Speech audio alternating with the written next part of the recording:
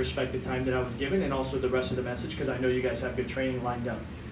The best thing that you can do tonight or tomorrow, this is the best. This is here, so you can read this. Number one, read it. If you like it and it fits your personality, do this. The second thing that you can do tomorrow is you can write down every objection that you think anybody can give you, and you can write out a response to that objection. Exactly what you're going to say. And I'm telling you right now, I know people, 1 or 2 of you guys will do this, 3 of you will do it, the rest won't. Because people want to find shortcuts. There isn't a shortcut. They're just gonna be at a lower level of efficiency for longer. So it's going to take longer to succeed. The best thing you could do is go home and write out every objection that you get and write out your response to it, and then see how you can cut that in half, cut it in half, until it's the most simple thing that you can say. It's something you would say. Because the problem with objections is a lot of people just don't know what they're going to say because they haven't thought about it before they hear the objection. Once you've thought about this and you know, this is what I would say if somebody told me this, when they tell you it, guess what? You're going to have a response that you believe in, that you're comfortable saying, and you're going to say it the way you would say it. And remember, 55% of what we say is what? Body language. 38% is tone of voice. And 7% is content. Think about this. Objections is really 7%. All this we covered today is 7%. What's really important is that 93% that you know what you're going to say and you believe in it and you feel comfortable saying it. And I'll finish with this. I was 19 when I started this business. The only thing I had was scripts. It was words. I didn't have experience. I didn't have money. I didn't have a market. All I had was learning these things.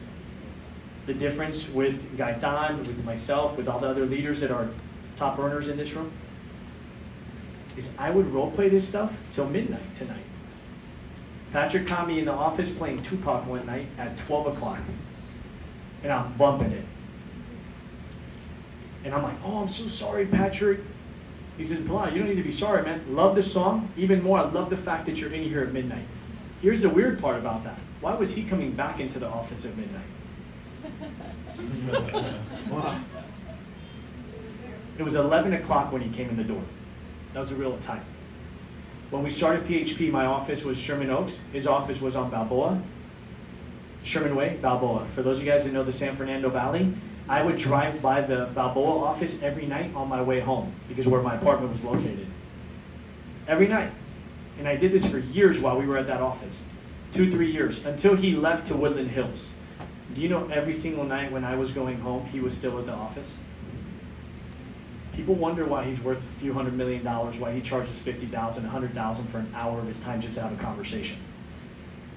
Picasso, the book, what's that book like? Stop Giving a You Know What? Oh, yeah. Now, don't say the bad word. You know what book I'm talking about? Yes. How I Stopped Giving Up. Yes.